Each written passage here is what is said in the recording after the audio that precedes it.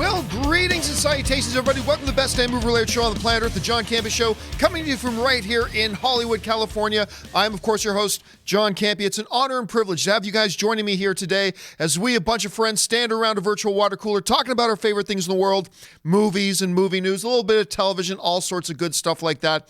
We got a hell of a lot of stuff to talk about here today, but we're just going to go right off the top with this. Now, one of the movies that was in that murderer's row of release dates coming up in that December 14th to December 21st window was Alita Battle Angel. They had the smarts to realize, we should move out of this date and make more money, and that's what they did. They moved out. Now, they just put out a new trailer today, dropped this morning. And look, let me say this. When that first trailer came out, right? When that first one came out, I, like a lot of the rest of you, was like, this looks like garbage. This just looks terrible. I'm not even really sure why they're making this damn thing. I mean, seriously, I didn't even know why they were making this damn thing. It looked terrible. They looked a little bit freaky and all that kind of stuff. And I kind of put it aside. And to be honest, I mentioned director Robert Rodriguez hasn't exactly been on a hot streak, right? He's made some great films in the past, but he hasn't really been on a hot streak. Well, then the second trailer came out. And that second trailer did a lot to change mine and maybe a lot of your guys' tune as well. Because the second trailer, to me, was a big step up. It really gave us more of a feel for the movie. We got a little bit more about what is this, like the action of this film, what's it going to look like? Will it be a little bit more believable? And I thought it was actually pretty killer. I thought the second trailer for Alita Battle Angel was killer. And now this third trailer's come out yet, and I think this is the best trailer they've put out so far. I think this is the best trailer they have put out so far for Alita Battle Angel. Again, it gives us a little bit more of an idea about the scope of the story. Now, assuming, of course, you're somebody who knows nothing about the source material, which is most people on the planet. But it gave us a little bit more in depth than that, a little bit better of a feel for the action. I thought the action in the trailer was heart-pounding, thought it was great. I am buying into this digital character. I think the character suite, it's amazing always seeing Christoph Waltz in just about everything. Not one, but two-time Academy Award winner, Christoph Waltz. I thought that looked fantastic. And one of the other great things, too, one of the things I've always been excited about this movie, even when I didn't like the first trailer, was this. Mahershala Ali, who we are going to see here pretty soon in the Green Book, which just looks amazing. Green Book looks incredible. So we're going to see him pretty soon in that. But he brings this amazing creepiness factor. When Mahershala Ali wants to play that type of a character, and he wants to turn on the creepiness factor and the dread factor, Mahershala Ali can turn that on better than most actors in this business. So I got to say, look, I still don't know if Alita Battle Angel is going to be any good. I still have some doubts and some reservations, again, mostly because Robert Rodriguez has not been on a hot streak. And yes, the girl still looks a little bit creepy. So do I still have some reservations? Absolutely. But if we're just talking about the trailers, man, I got to tell you, to me, the trailers look killer. To me, the last two, notwithstanding the first one, I think these trailers have been killer. And I really kind of wish, this happens with some movies sometimes, where like a second trailer or a third trailer comes out that's much better than previous ones. You're like, damn, why couldn't that have been the first trailer? Because I think the first trailer actually set this movie back a little bit. I think the first trailer set this movie back a little bit, but they have more than made up ground with these last two. So I'm now officially excited for this movie. I'm now officially excited for Alita Battle Angel. I'm kind of curious to see how this one's going to turn out. Okay. With that out of the way, guys, let's go on to our main topics. How do we pick our main topics around here on the John Campea Show? Well, it's really easy. You guys pick them by emailing your topics and questions to me at john@thejohncampeashow.com. That's john@thejohncampeashow.com. Make sure you guys put the word topic in the subject line. And as always, guys, keep those emails to 90 words or less. So let's get things rolling with the first question today. And the first question today comes to us from Dave V, who writes, I'm sure you heard about the very sad news of Stan Lee passing away. I am gutted. Was wondering if you have a favorite cameo of his and what the chances of a biopic being greenlit are now. Yes, so of course, yesterday, right near the end of the John Campea Show yesterday, news came out, and I didn't see it until after the show was done. News came out that Stan Lee has passed away. And I'll tell you what, I kind of have a little bit of mixed feelings about it. On the one hand, obviously, it's incredibly sad. One of the living gods who walked among us is now gone, and we no longer have Stan Lee. And that's amazingly sad, and I mean, what else can you say? But shortly after feeling kind of sad and bummed out about it, I was kind of just caught myself in a few minutes of just reflection of what a damn life this man has lived. What a life this man has lived. And often they say the quality of your life is measured by the impact you have made on the people around you. Stan Lee not only made an impact on his immediate circles around him, he made an impact on a global scale. There is so much right now of our pop culture and culture as a whole that has been touched by the work, their creativity, and the creations of Stan Lee. And it's really amazing. And I found myself moving from this state of feeling kind of gutted to having a smile on my face. And I was actually tweeting back and forth with or text messaging back and forth with a buddy of mine. And I just started feeling, wow, what a life. And it reminds me, a number of years ago at Comic-Con, I was sitting down on the couch with Stan Lee. And he was talking to somebody else at the moment. Somebody brought up something and, Stan, you getting sick? I remember Stan looking at the guy and saying, well, I've had a good run, which was hilarious, but he has. Stan Lee has had a great run, not just because he lived to the age of 95, but because of what he did with the years he had. He never stopped working. He tirelessly promoted creativity and invention, and he tirelessly pushed the envelope on things. And by the way, I've been talking recently about this book that I just recently read because one of you guys recommended it to me. It was called Slugfest, the 50-Year War Between Marvel and DC. It will get that book. It will elevate your level of appreciation of really how much influence Stan Lee has had over our business, over our industry, and yes, even over our culture. It's crazy. And so today, my friends, I don't find myself feeling sad. I feel like celebrating the life of an incredible man who created and formed some of the most important and influential stuff that we have in our pop culture today. Hardly anybody has led the kind of life that Stan Lee has, and I don't know that an awful lot more are going to have the type of life that he had and he lived and he executed in the future moving forward. And it is a great day to remember the greatness of Stan Lee. And so I had a lot of people tweeting to me and writing messages to me yesterday, asking me about favorite Stan Lee moments, but particularly a lot of people asking about his cameos. Because, of course, in all of these Marvel movies that are based on Marvel characters, we inevitably at some point see a Stan Lee cameo, right? And it always makes the audience smile. And it always elicits a reaction out of the audience because everybody's there waiting for the Stan Lee cameo, right? So I thought I would count down today in celebration of the life of Stan Lee my 5 favorite cameos that Stan Lee has had in the various movies he's been in, particularly in the comic book movies. I'm not including Mallrats, that one was amazing too, but in the comic book movies that he's been in. So let's talk about my 5 favorite. And by the way, guys, as in any top 5 list, my list is going to look different than yours. That doesn't mean yours is wrong. It doesn't mean mine is wrong. We're all going to have different lists. But just be aware, my top 5 list is probably going to look different than yours, and that's a good thing. Okay, so let's get things going here. Let's look at number 5. My number 5 favorite Stan Lee cameo is the Hulk, the one from 2003. There is just something perfect about it, and the fact that he did it with Lou Ferrigno.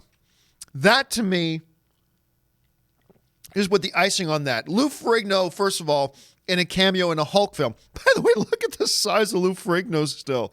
That's just stupid. Anyway, the fact that he did that with Stan Lee, I loved it. It was still, that was early enough that I don't think, he had done other cameos, but at that point it was like you weren't expecting it out of every movie. And so there was still a little bit of an element of surprise in that for me as well. So the fact that he did it with Ferrigno makes it one of my favorites. The Hulk cameo is my number 5 favorite Stan Lee cameo. All right, let's look at number 4. Number 4 was a recent one, and it, of course, is his cameo sitting amongst the Watchers in Guardians of the Galaxy 2. I like Guardians of the Galaxy 2. I didn't love Guardians of the Galaxy 2, certainly not nearly as much as the first Guardians of the Galaxy, but I like that film. But absolutely one of the highlights of it was Stan Lee taking his rightful place amongst the Watchers. And there's even like a line in there where he references a cameo he did in another movie. It was just perfect. And remember, there was even a fan theory going around for a while that Stan Lee's character, he is a connective thread through all the Marvel films. He's actually like a Watcher type of character. So them actually putting him in there, sitting amongst the Watchers and talking to them out in the galaxy, I thought was absolutely perfect. The Guardians of the Galaxy 2 cameo is my number 4 favorite Stan Lee cameo. All right, let's look at number 3 now. The appearance in Captain America Civil War. Now, granted, he doesn't do a lot in it. He doesn't do a lot in any of his cameos, but he just shows up. It is one of the funniest moments in a movie with a lot of great moments. Captain America Civil War, when he shows up, he looks at his pad. Tony Stank. Is there a Tony Stank? And then you got Don Cheadle. Yes, this is Tony Stank. It was a great moment. It was a hilarious moment. It was a nice little cherry on that movie because his cameo, I think that might have been the latest cameo that he had in any of his movies. Usually his cameos happen earlier in the films, and that was right near the end. It was actually getting to this point where I remember some people was like, is Stan even going to have a cameo in this one? Because we're getting right near the end of the film. Then he pops up. It was a great cherry on top of that movie. Tony Stank. It was amazing. I loved it. Captain America Civil War is my number 3 favorite Stan Lee cameo. All right, let's look at number 2. And you knew this one was going to be on the list. Even though he's kind of separated from the action, the way it was all framed and the way he conducts himself, his cameo in The Amazing Spider-Man. Just as far as the structure of a scene goes, it's probably the best scene that he's in with his cameos. Because he's sitting there in the library, he's got the headphones on while all this madness is going on behind him between, Spider-Man, Lizard, and all that kind of stuff. It was a beautifully shot scene. It was perfectly framed, and it was a highly effective scene. Yes, Stan isn't doing a hell of a lot in it, but just because of the quality of the scene itself and the way they leveraged his cameo that way, it just made it remarkable. So that's what makes it my number 2. Now, before we bring up the graphic for number 1, I'm sure for those of you who have watched me for any period of time, even if you've never heard me say it, if you just know my sense of humor, you probably have already guessed what my number 1 is. And I think it's going to be number 1 for a lot of people, but maybe not. My number 1 favorite Stan Lee cameo of all time, Deadpool. First of all, I want to find the person. I don't know if it was... I don't know. What was it? Reynolds himself? Was it somebody? Was it Stanley? I want to find the person who had the idea, let's have Stan Lee as a strip club DJ. I just want to find that person and give him a hug. I just want to give him a hug. It is, to me, by far and away, just looking at this picture makes me smile.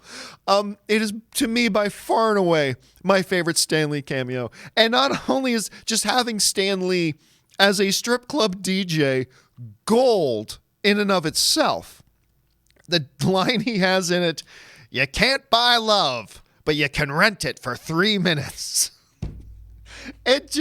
I just remember, first of all, Deadpool was already funny enough that the first time I watched that movie, I was just laughing myself sick the whole way through. But I remember that scene coming up, and I thought I might pass out. I was laughing. First of all, just when he pops up as a strip club DJ, you just start naturally laughing. And then when that line, you can't buy love, but you can rent it for three minutes. I just about died. I laughed so hard. It was absolutely crazy. And you know what? It would have been a funny line no matter who you put in there. But one of the reasons why this is my favorite cameo is because the scene works to the degree that it works because it was Stan Lee in there doing it. Yeah, you could have another actor going, you can't buy love, but you can rent it for 3 minutes. That would have been funny. But the fact that it was Stan Lee in that position, look with the headphones on, he's got the mic, and because it's Stan Lee in there saying those lines, that's what just brought it home. And that's what made it real. And that's what made it so frickin' funny to me. And so, yeah, those are my 5 favorite cameos by Stan Lee in movies. Those are my 5 favorites. And I'm sure your guys, look, and there's no wrong answers here. He has done like over 20 of these types of cameos. I'm sure your list will all look completely different from mine, and they're all going to be awesome. We could sit here and just talk about all his cameos for sure. But, you know, it behooves us to just kind of mention for a second that the passing of Stan Lee, and again, like, he was 95. I mean, every time there was a report, Stan Lee stays home from an appearance because he has the sniffles. I mean, inevitably, you know, it would spark a lot of social media conversations. Oh no, because you know he was like 93 at that point, and so we knew this day was coming. But it does mark, I think, in a very real way, the transition, if you will, from one age to another. And you can make the argument that age of comic book entertainment, and let's just call it comic character entertainment, you can make the argument legitimately that transition of ages happened a number of years ago. And you wouldn't be wrong to say that. But to me, the passing of Stan Lee marks that in a really more tangible and a more tactile sort of way. That one age of comic character entertainment is really now behind us. And we've now moved into the new era.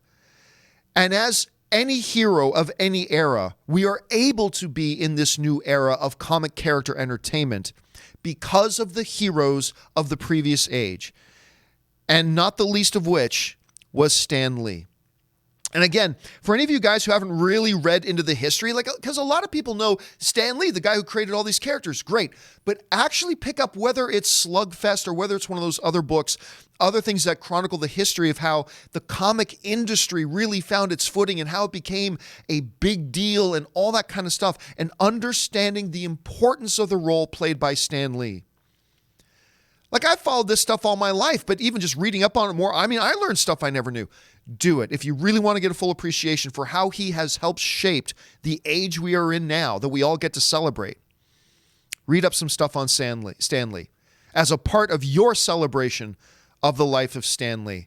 It's a sad thing. It's going to be crazy going to Comic-Con knowing well in advance that he's not going to be there. But hey, what a life and what gifts he's given us as entertainment fans. Thank you, Stan Lee. All right, guys, with that out of the way, let's move on to email number 2.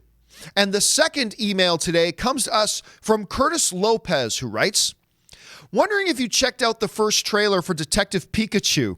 I think it looks funny, charming, and being a huge Pokemon fan since childhood, I'm ecstatic seeing the franchise being brought to live action and the big screen. I also think Ryan Reynolds surprisingly fits. Your thoughts? All right, let me say this up front.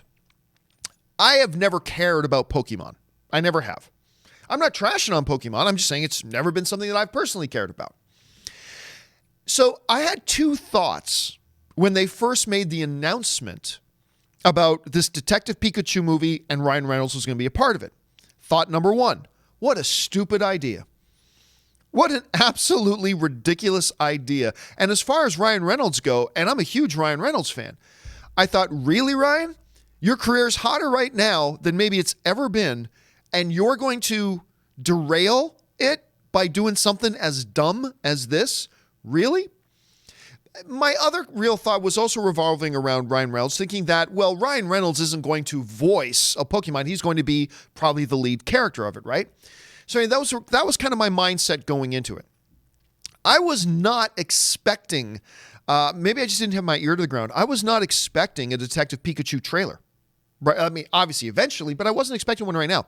So when this trailer came out, I thought, all right, let's check it out. Damn it, I like it. What can I tell you guys? I like this damn trailer. You're absolutely right, dude. It was charming. It's funny. And I found myself, and again, it's a first trailer, so they don't really reveal all that much in a first trailer. I don't really, clearly there's a kid who wants to find his dad, but other than that, I don't know really anything about what this movie's about, but that's fine. That's what a first trailer is for. But I started watching this thing, and I'm like, oh my God, they have done what I thought was impossible. They have created a trailer for a movie about Pokemon that has got me interested. Something I did not think they could do.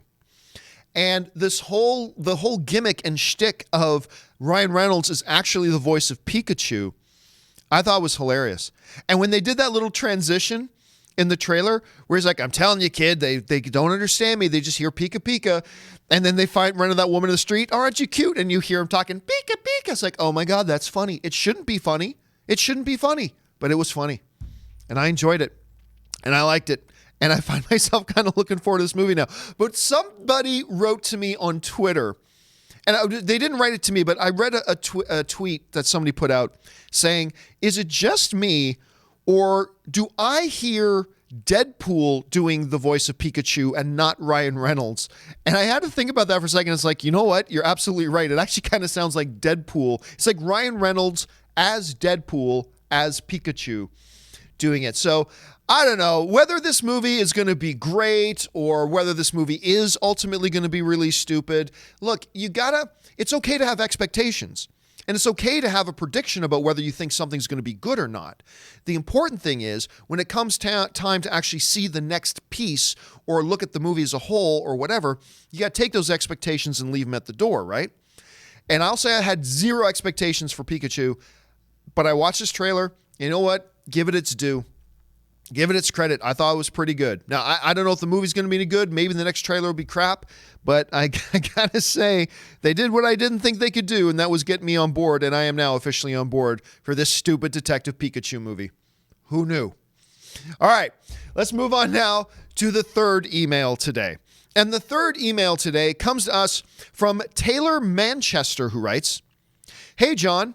One of the video game movie projects that I've felt could break the video game movie curse is Five Nights at Freddy's, coming out of Blumhouse. Problem is, where the hell is it? They've been talking about it for over a year, and I've seen nothing. What's going on with that movie? I can't wait anymore. All right, thanks a lot for that email, man. And yes, Five Nights at Freddy's, they have been talking about it for a while. We know Chris Columbus is going to be on to direct it. That's good news. It's over at Blumhouse, which is amazing. But we haven't heard a lot. I don't know if you guys remember. I talked about this a couple of years ago when the news first came out that they were looking at doing a Five Nights at Freddy's. No horror video game. I've never found any horror video game scary. Never. Never once have I found a horror video game scary. That doesn't mean there aren't good horror video games. There are.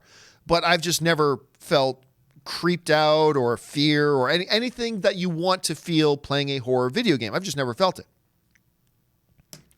Until it was after the news of Five Nights at Freddy first kind of surfaced that they were talking about doing a Five Nights at Freddy movie. So Anna and I are laying in bed right night, getting ready to go sleep. And I got my tablet and I thought, you know what? I should download this game. I should give it a shot. Because everybody's talking about it's going to be a movie. I'll download this little stupid mobile game and give it a shot. I played about 5 minutes of that game, and I had to lean over and turn on the bedside lamp because I didn't want the room to be dark anymore. It is Five Nights at Freddy's. It's just the way they constructed it became the first game I ever played that actually succeeded in creeping me out. And after that happened, I became instantly more intrigued about the possibility of a Five Nights at Freddy's movie. Now, the creator of the game, Scott, I always mispronounce his name, so I got it written down here, Cawthon. Scott Cawthon, the creator of the game, he's actually developing the script for it as well. And he just recently put up some comments about why this thing, where is this movie, why has it been delayed? And Scott said the following. He said, I had a script written, Jason Blum liked it, and Chris Columbus liked it too, but I tossed it. I had a different idea for it, one that I liked better. I take responsibility for this delay. It's my fault. I'm sticking to what I've always said. Either the right movie gets made or no movies get made. He goes on to write, I hate delaying a project that's already seen so many delays, but I have to go with my instincts on what I think will be exciting and interesting and what I think the fan base will really want to see. If that means I have to start over 10 more times, then that's what I'm going to do.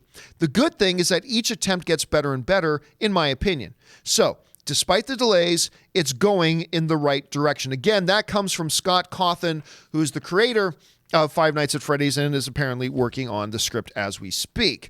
There is some good stuff in what he's saying, but also something I think that he, as a less experienced screenwriter, should be wary of.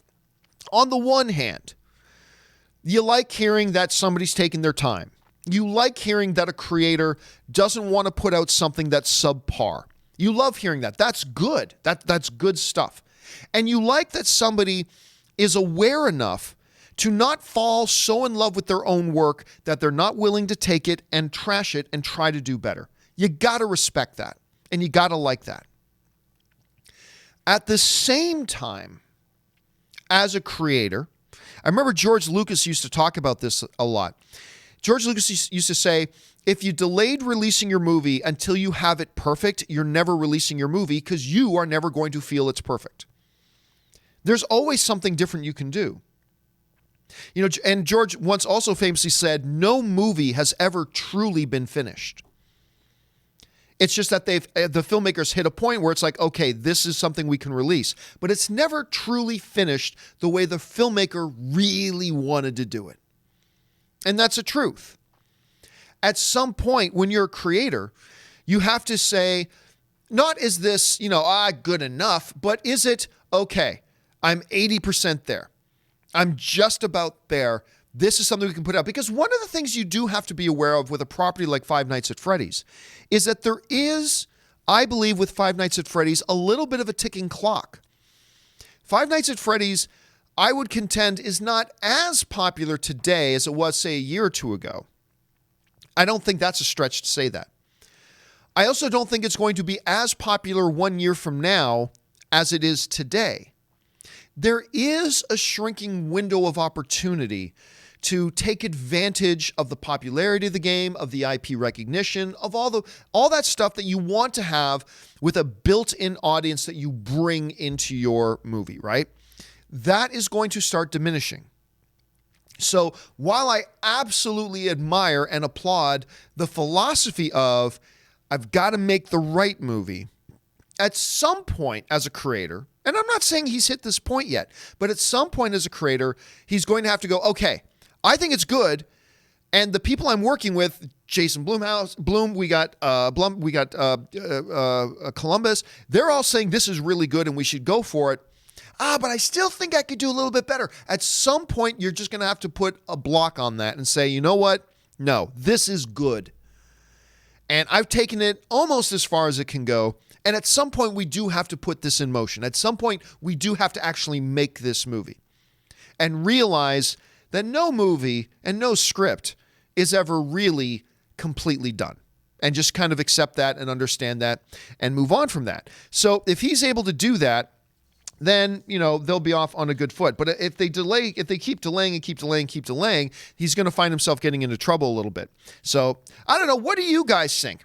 I think it's good news that he's delaying right now, but I'm just saying at some point, he's just going to have to hit the brakes and say, okay, we are in a good place right now. Let's move forward. I just hope he's able to do that when the time comes.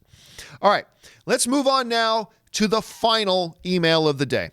And the final email today comes to us from Myron W., who writes, Captain Marvel is coming up here pretty fast. You're damn right it is. It is ridiculous how fast Captain Marvel is coming up, actually. Is coming up here pretty fast. Obviously, it's not going to do Infinity War kind of business. But I'm wondering if you think Captain Marvel will be able to repeat the Black Panther sort of box office results, or if you think it'll be closer to Ant-Man 2 sort of box office results. All right. Thanks a lot for the question, Myron. And yes, we do have Captain Marvel coming up here pretty quick. One trailer's already dropped. I liked the first trailer, but it didn't blow a lot of people away. And to me, that's fine. It's a first trailer. I'm more interested in the second trailer. Alita Battle Angel is a good example of that. But, not a ton of people completely blown away by the Captain Marvel trailer. But I think there's a lot of excitement around it. You got this Academy Award winner who's leading the movie in Brie Larson. The trailer was solid. It's Marvel's first true female lead movie. There's a lot of milestones being broken here, and there's a lot of anticipation. But the question that Myron brings up, okay, we can assume at this point that Captain Marvel's going to do well. I think that's safe to say. Captain Marvel's going to do well, right? We know that. It's going to make money. It's going to be profitable. But at this point, it's fun to kind of speculate, like Myron's bringing up, how profitable will it be?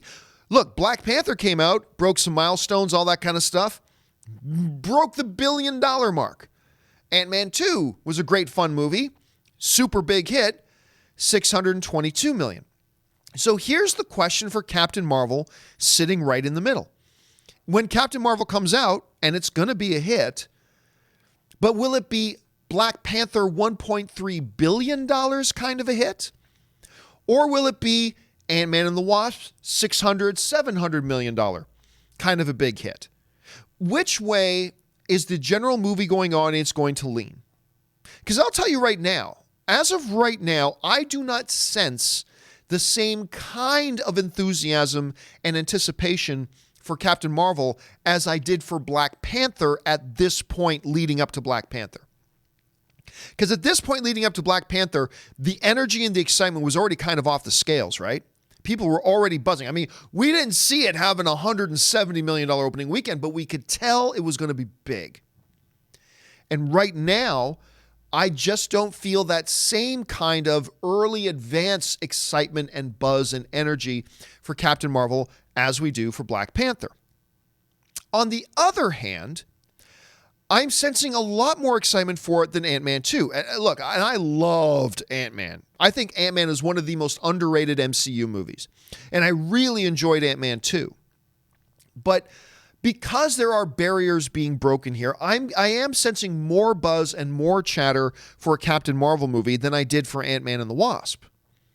So where do I think this whole thing is going to land? I'm going to say this, and I'm not going to cop out by saying right in the middle, because that would be an easy cop out. Although I do believe it'll be closer to the middle than to either of them. I'm thinking Captain Marvel is going to land closer to the Ant-Man and the Wasp totals. I'm thinking, and look, I reserve the right to change my mind as we get closer to the movie, but for now, this far out, I'll make an early prediction that I reserve the right to change. But I'm going to make an early prediction that Captain Marvel is going to come in the $700 to $800 million range. I don't think it'll join the $1 billion club. I don't think it's getting that type of advance buzz. I don't think it's going to have a $170 million opening weekend like Black Panther did. I think in this little scale we've got set up Black Panther, Ant-Man and the Wasp. I think it's going to tip more towards Ant-Man and the Wasp. But I want to know what you guys think, and that brings us now to today's question of the day. And today's question of the day is really simple and straightforward. Do you think Captain Marvel is going to come out in the box office closer to Black Panther numbers or closer to Ant-Man and the Wasp numbers? How do you answer? It's simple. Jump on over to my Twitter account. You can find me on Twitter simply at John Campea. You can see it right there at John Campea. Go on over there. It's the top post right now. Head over there and you'll see the very top tweet is that question. Is Captain Marvel going to be closer to Black Panther and the Wasp, or is it going to be closer to Ant-Man 2? And by the way, since we're talking about question of the day, I'll let you know what the final result of yesterday's question. Yesterday's question of the day was, with Venom passing Justice League's box office take, what's the real story here that we should be focusing on? Over 7,000 of you guys voted. 43% of you said the big story we should be focusing on is the success of Venom. 57% of you said what we should be focusing on is the highlighted lack of success for Justice League. So that was yesterday's poll. But again, question of the day today. Where will Captain Marvel fall in the box office? Closer to the 1.3 of Black Panther or closer to the 622 million of Ant-Man and the Wasp? I myself think it's going to be closer to Ant-Man 2. As of right now, over 2,000 of you right now have already registered your votes. Right now, Ant-Man and the Wasp is in the lead. 53% of you think it's going to be closer to Ant-Man and the Wasp. 47% of you think it's going to be closer to Black Panther. You've got all the rest of the day to register your vote, guys. Once again, go to my Twitter account, top tweet you're going to find there, and vote and let us know what you think. All right, guys, with all that out of the way, we're going to save some time here and take live questions. A bunch of you guys have already been firing in a bunch of live questions, so let's get over to them right now. And we're going to start things off with James Welsh. And James Welsh writes, sad to think that we lost both Lee and Ditko this year. Oh, absolutely. Yeah, I mean,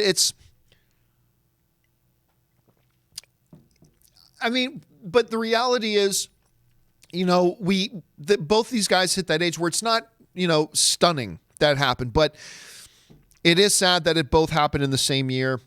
There's almost a poetic thing to that too, but yeah, both incredible, not just giants, titans that we've lost.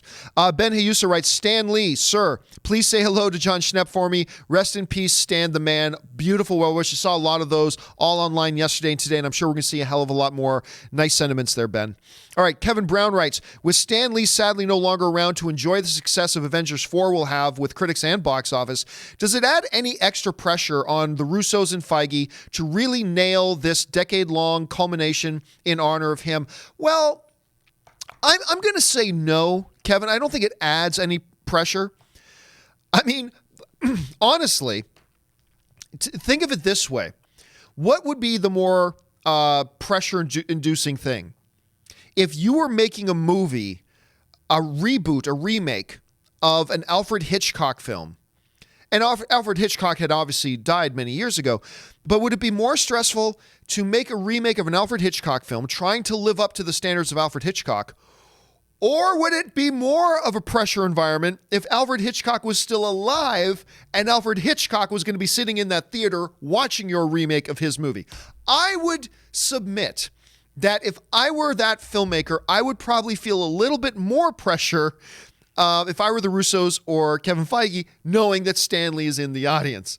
Now, granted, they've put out a hell of a lot of movies with Stan Lee in the audience, so maybe they're used to it by now. But remember, at this point, look, the movie's done shooting. It's getting close to being in the can. They're just doing their edits now and finishing off visual effect shots. And, you know, you have the mountain of the MCU on it already. This thing is already a pretty big pressure cooker. So, no, honestly, I don't think the passing of Stan Lee adds any more pressure to it. There was already plenty of pressure to be there. And you know what? Stan got to see 20 plus movies based on things he directly or indirectly worked on and developed and created. I think as he said at that one Comic-Con party, I've had a good run. You know, I think he can say that with a big smile on his face at this point. Ben Hayusa follows up with, I never thought I would want a Ryan Reynolds voiced Pikachu till after seeing that trailer. Growing up with Pokemon, mostly the games and collecting cards, I love it. The visuals honestly look great to me. And you know, that's something I didn't mention, Ben. The visuals do look really solid. The visuals look great. I was personally really happy with the visuals. I thought they looked really good. And because that's whenever you've got like digital mixing in with live action, there's always that risk that it's not going to work out quite the way you want it to or quite the way it should. But I thought it looked pretty solid. I agree with you. I think that looked pretty good. And I never thought I'd be interested in a Pokemon. Even when they said Ryan Reynolds was going to be involved, I didn't think I could be that interested in it.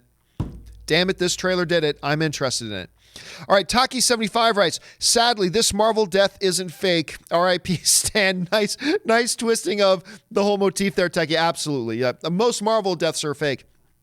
And oh my God, wouldn't it be the most amazing thing in the world if Stan Lee put up like a tweet tomorrow saying, just kidding, I'm back. That would be just to play on all that. But yeah, sadly, that's not the case. But again, To me, while sadness is absolutely a part of it, to me it's also, man, celebrate the life of Stan Lee, man, and appreciate his humor, his creativity, his energy. Today, I think, is a day to celebrate that. But anyway, that's just me. But nice one, Taki. I like the comment. Orange Hand writes, "Greetings, true believer." I love that saying. Do you think we'll ever see a fully CG character like Gollum or Caesar as a TV series regular on a TV show at some point? Well, look, whenever you use the word ever, and whenever you use the phrase at some point, well, the answer almost always to any question that includes the word ever and at some point, the answer, regardless of the question, is almost always yes, because everything will happen eventually, right? The Toronto Maple Leafs, at some point, although it's never happened in my lifetime, at some point the Toronto Maple Leafs will ever, at some point they'll win a Stanley Cup. But that doesn't mean it's going to be in the next 5 years, the next 10 years, or in the next 50 years. But ever? Yeah, you got to think at some point it will. Do I think we are close to having a fully CG character like Gollum or Caesar as a regular in a TV series? No, we're not close. It's still far too technically difficult and expensive of a process to do it for like 12 episodes every year. We're not close. But will it ever happen? Oh, yeah, absolutely. Absolutely. At some point, it'll happen. At some point, you're going to be able to do CGI characters from a MacBook. Like at some point, every MacBook is going to come with built-in CGI character creation software that just comes free with every MacBook. I mean, at some point, yes. In the next 5 years, I don't think so. I don't think we will. At least not maybe you'll have like a regular, as in a character that pops up for 2 minutes every episode. Maybe, but as far as a real serious character, no, not for at least another 5 years, I don't think. Let's see. Spencer Smothers writes, Season 8 of Game of Thrones will premiere in April. Yes, that announcement came out today. Man, they are really putting a hell of a lot into this final season. Just recently came that news that the final battle scene, we talked about this on the John Campea Show the other day. The final battle scene took longer to shoot, just the battle scene, took longer to shoot than most movies shoot. Not most movie battle scenes, most movies. Most movies shoot between 8 and 12 weeks. There are exceptions for sure, but a lot of movies shoot between 8 and 12 weeks. They shot the battle sequence. This one battle sequence in the Game of Thrones final season took them over 11 weeks to shoot. That's longer than a lot of movies take to shoot. It's crazy. And yep, it's coming out in April, and I'm excited about it. I can't wait to see it. Kevin Brown writes, who do you think is dealing with a greater amount of pressure from fans to improve the quality of its films going forward, DC or Star Wars? Oh, easily DC. Easily DC. The only real divisive film, there's a lot of people who liked it. There's a lot of people who didn't like it. The only real divisive film in the Star Wars thing is Last Jedi. By a massive margin, most people loved, not everybody, but most people loved and appreciated The Force Awakens. Rogue One was great. Even Han Solo, while not a lot of people went to see it because nobody asked for a Han Solo movie without Harrison Ford, most people saw it, truly enjoyed it, but it was The Last Jedi. That's the one. DC unfortunately is in a different position. DC's had Man of Steel was divisive, which I don't know why, because Man of Steel to me is a freaking masterpiece of the comic book genre, but that's just me. Suicide Squad was highly divisive, obviously. Batman vs. Superman was divisive. Justice League was, they've yet to put out, except for one, Wonder Woman. Thank you, Patty Jenkins. Except for Wonder Woman, they've pretty much, their whole slate has been in that. So I think at this point, the more pressure is on DC, but that doesn't mean it's going to be that way a year from now. The script could flip easily. Winning cures everything, man. You put out a solid Aquaman movie right now that everybody loves, you're on a bit of a roll. Because I'll tell you what, they put out a solid Aquaman movie, then that'll mean that'll be a little bit of a streak, because that'll mean 2 out of their last 3 films, because the last 3 films with Aquaman will have been Wonder Woman, Justice League, Aquaman. If Aquaman can knock it out of the park, that'll be 2 out of your last 3. That'll be winners. And that will change the momentum. So that script could flip, but for now I'd say more pressure's on DC. All right, let's see. Where are we at? James Welsh writes, with Disney buying Fox next year, do all of Fox's box office count towards Disney next year if the deal goes through? Well, yes. I mean, what if, at least to the best of my knowledge, once Disney owns that, it all depends on what Disney's plan is. Are they going to have Fox Universal, what's the name of the company that owns Universal? Comcast. I kept wanting to say ComScore, but that's differently. Comcast's plan, if they had won the bidding, was going to be just keep Fox as its own entity. That was Comcast's plan. Keep Fox as its own entity and let it continue to run. See, I used to work for AMC Theaters, and this big giant Chinese company called Wanda bought us while I was working there. But you never would have known. Wanda bought us, but they just left all of our leadership in place, and they just let us keep doing what we were doing. And from a working point of view, you never would have known that we were bought out by a big Chinese company because it didn't change anything. I believe that was Comcast's strategy and plan with Fox. So Fox's box office receipts would have been counted towards Fox.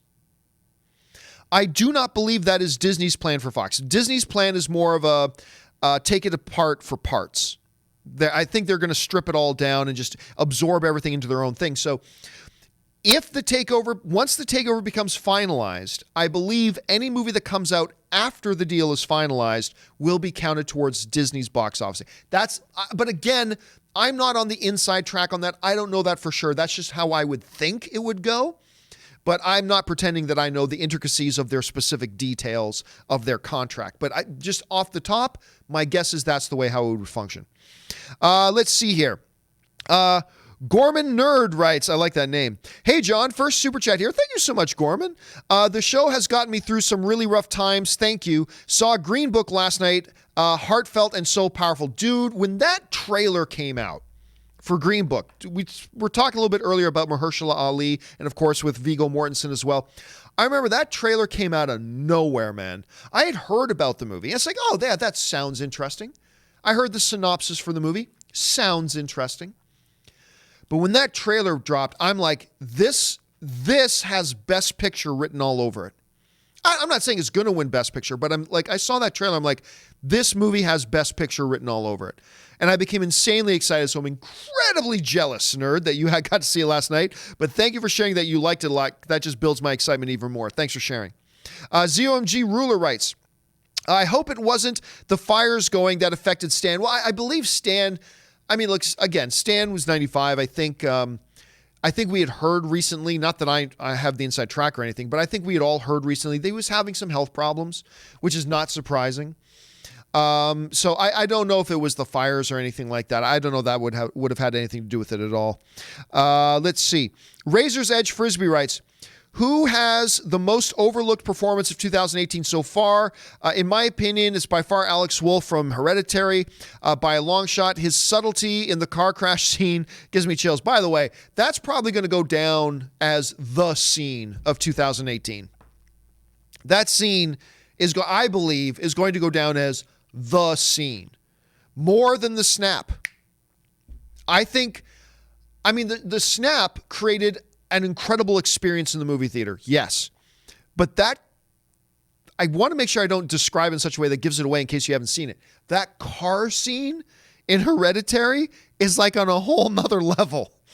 Whole nother level. Most overlooked performance. Oh man, I would have to think about that a little bit. I mean, because there's been a lot of movies this year. I would have to sit down and think about it a lot. But your nominee there for Alex Wolff is definitely got to be, if not the top, it's got to be right up there near the top. Jahan Bugwaga writes, watched Lucifer Season 1, loved it. Thoughts on the show? Oh, Jahan, you must be new here, friend. First of all, welcome. I talk about Lucifer all the time. I love Lucifer. I love that show. I was so bummed out when it got canceled at Fox. So excited when it got picked up by Netflix. I love that show. And Tom, oh God, what was Tom? Tom Ellis. the lead guy who plays Lucifer Morningstar is his name in the show. God, I love that show. I can't express enough. Some of the funniest, sharpest writing, lovable characters. It's just, there's several things this show does wrong, but I'm completely captivated by the show. I love it. So I'm kind of envious you get to watch it for the first time, man. James Welsh writes, my favorite Stan cameo was Big Hero 6. Yeah, I thought about that one. When he comes out as the dude's dad. That was great. And the way he's drawn and illustrated was absolutely perfect. That is a great one. I came close to putting that one on my list as well. That one is absolutely great. Tyler Yeats writes, I'm a huge Harry Potter fan. I can't wait for Fantastic Beasts 2. I've seen it already. I put up my review. I enjoy it. I'm not a big Potterhead. I quite liked it. And I can already tell it's a Fantastic Beasts movie that is not going to be for everybody. I could tell watching it, and I watched it with Cody Miller. We both came out, and Cody Miller is a ludicrously huge Potterhead. Ludicrously huge Potterhead. And he liked it a lot, but I remember us both saying as we're coming out, there's going to be like Harry Potter fans that don't like this. It's going to be mixed. I think but for me, I enjoyed it quite a bit.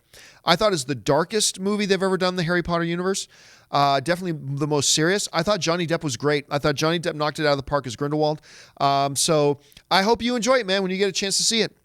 Luke1234 writes, gods don't die. They simply transcend the mortal plane. Thus Stan Lee is in heaven cruising the cosmic spaceways with his Harold the Silver Surfer, R.I.P. And you know what? One of the great things I've seen online all yesterday and a lot this morning is some of the incredibly creative, amazing art people have been putting out in tribute to Stan Lee.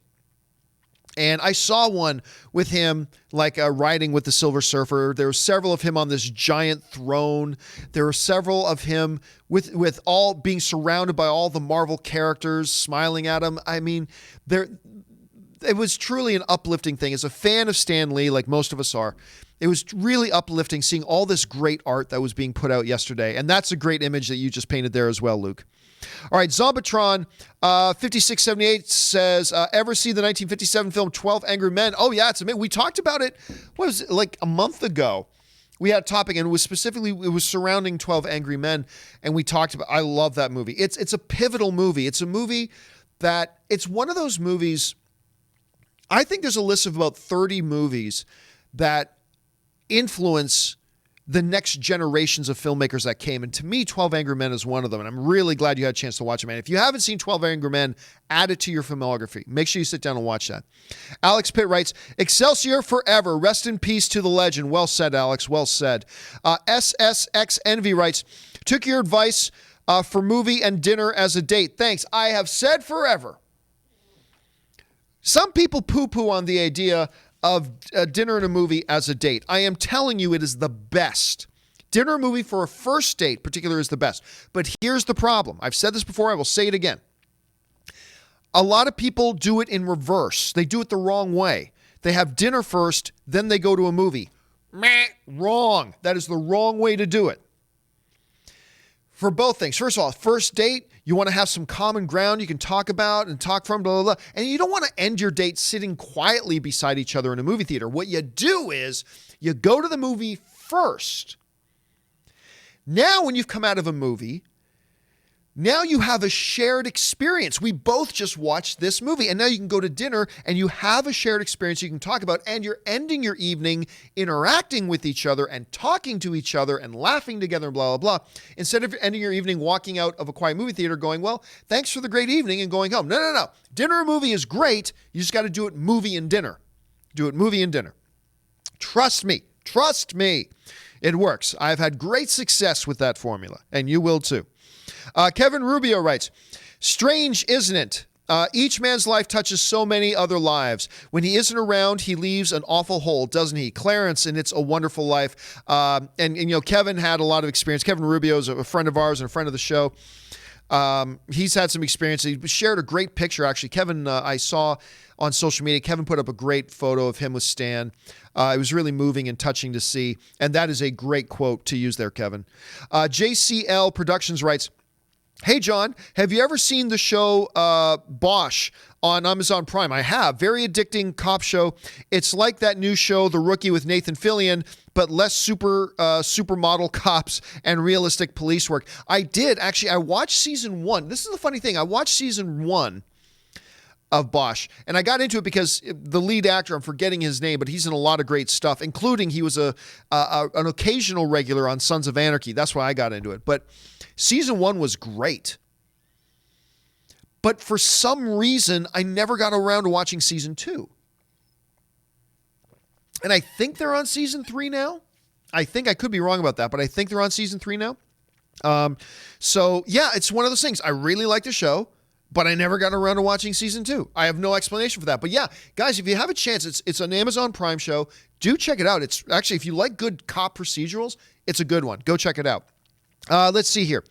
Jonathan Bunch writes, heroes get remembered, but legends never die. Schnepp and Lee are somewhere talking comics, and that puts a smile on my face. May they rest in sweaty peace. And, I had actually our Patreon group. As you guys know, we have Patreon supporters for the John Campea Show. Thank you to all of my Patreon supporters. And hey, maybe you should become a Patreon supporter, but we have a Facebook group.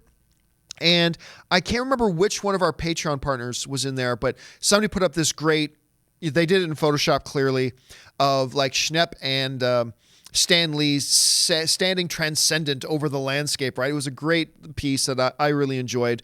Yeah, nice thoughts, Jonathan. Thanks for sharing that. Luke1234 writes, should Avengers 4 have a tribute video instead of and in loving memory of Stan deserves so much more for all he has accomplished, Excelsior? No, I don't think so. I think Marvel should and probably will put together a tribute video outside of the movie. I think they're going to put together a tribute video, and it should be put online for everybody to see, not just people who buy tickets to go see Avengers 4. And I think that's what they should do, and I think that's what they will. And I'm sure with Stan Lee passing, it'll be more than just... And remember, we've got another movie coming out before Avengers 4. We have another Marvel film coming out before Avengers 4. We've got Captain Marvel. Comes out before Avengers 4. So, again, I like the idea of them making a full tribute video, and I think they will, but I think the place for that is not in front of the movie. I think it's online for everybody, everywhere. That's what I think they should do. That's what I think they probably will do. And again, because there's another movie that comes before Avengers 4. Let's see. Where am I? Vlad Mamote writes, hey, John, I am a digital artist. That's awesome. I've always wished I could be an artist, but I suck. My dream project is a really creepy animated horror thriller movie. Do you know of any besides Monster House in 2006? Well, I mean, it depends. It depends. I mean, because there was a couple that you could say genre jump a little bit. Like there was, what was that one? Something Norm. Paranorman, thank you, Ray. Yes, Paranorman was. There was another Tim Burton-ish one that was out around the same time as well. It depends on how close to that genre. Like if you want to go straight horror, yeah, I can't think of many like that. It would be a challenge to get people to. I don't know if a lot of people would buy into an animated one, but it would be a challenge. But I can't think of many. It's not a saturated space for sure, Vlad. It might be something to take a crack at. Let's see. Mark C. writes, best Stan Lee cameo as Willie Lumpkin in Fantastic Four's Mailman. The Fantastic Four Mailman. Willie is actually a character within the comics, and Stan got to be him. That was another good one. Actually, there was another one. I think it was Fantastic Four 2. Is that the one where he shows up to an event as himself, and the doorman's like, "No, man, you can't come in." He's there in his tux with his date, but I'm Stan Lee, and it's like, "Nope, don't have you on the list." That was a really good one too. Let's see. Brett Beveridge writes, do you think there should be a League of Extraordinary Gentlemen reboot? Well, here's the funny thing. I actually, more in an administrative way, because some of you guys know, I used to work at a visual effects company years ago. And one of the films that we worked on when I was there was Sean Connery's League of Extraordinary Gentlemen. It's funny because aside from Sin City, almost every movie that we worked on was a terrible movie, including League of Extraordinary Gentlemen, which is just awful. But the premise of League of Extraordinary Gentlemen is fantastic. Absolutely fantastic. The execution of that movie was horrible. Piece of trivia for you. Sean Connery turned down playing Gandalf in Lord of the Rings and opted instead to do League of Extraordinary Gentlemen. Ba, ba, ba, ba, ba, ba. Yeah, so a little piece of trivia there for you. That movie was just awful. Oh my God, it was awful. But you know what? I'm completely on board, Robert. They should reboot that. I think especially in an era where like hero team movies do so well, the whole premise of Extraordinary Gentlemen is fantastic. You can do some great things with it. I think they should. I think they will at some point. All right, got time for 3 more questions. Then we got to wrap it up here, guys. We've already gone over an hour here. Vernon Lee writes, just want to say you're the best. Thank you so much, Vernon. The fact that you would take a moment just to say something nice. Thank you, man. I really appreciate that, dude. Ali Hussein writes, R.I.P. Stan Lee. He was a legend for me and others. Without him, I would never have known Spider-Man and X-Men, etc. My very first comic was Spider-Man for me. I mean, and again, I think because of how important he has been and because of all the stuff he has created, we actually take for granted just how much Stan Lee's fingerprints are all over our pop culture. Because it's not just the characters he created, it's the characters he created that then inspired other creators to create things. Like, there's a lot of people out there inspired by Stan Lee, but then there's people out there who got inspired and created things based on their inspiration from Spider-Man or and it becomes a multi-generational thing. I really don't think we fully appreciate just how much Stan Lee's fingerprints and DNA are all over our pop culture. Absolutely it is. So, yeah, fantastic. Let's see. Final question of the day comes to us from Patrick Conway, who writes, rest in peace, Stan Lee. Absolutely. Thanks for sharing that thought. I'll take one more since that really wasn't her question, but thank you for sharing that, Patrick.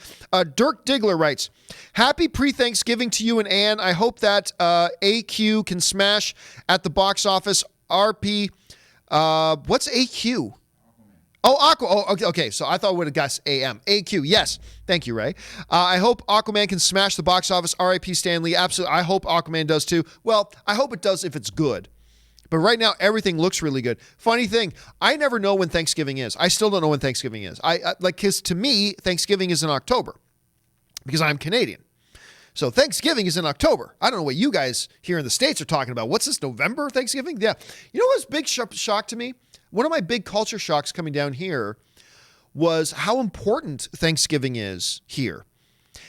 In Canada, it's a holiday and we celebrate it. We observe it and we have turkey dinner and blah blah blah. But it's not that big of a deal in Canada. Thanksgiving here, it's huge. It's like almost on par with Christmas here. So that was kind of a different cultural thing for me. But thank you for the well wishes, and I look forward to spending Thanksgiving with friends and family. All right, guys, that will do it for today's installment of the John Campea Show. For those of you who have questions sent in, don't worry, I'm gathering them up. I've got yesterday's as well. We're going to be doing one or two companion videos this week. Your questions that you sent in are going to get answered in a companion video this week. Thank you for sending them in. Don't worry, they will get addressed. All right, guys, that will do it for me for today. Thanks so much for joining us here on the John Campea Show. Don't forget, we will be back again tomorrow morning at 9 a.m. Pacific Standard Time. That's 12 p.m. Eastern Standard Time. Make sure you come back and say hello. That'll do it for me. My name's John Campea. Thanks a lot for being here. And until the next video, bye-bye.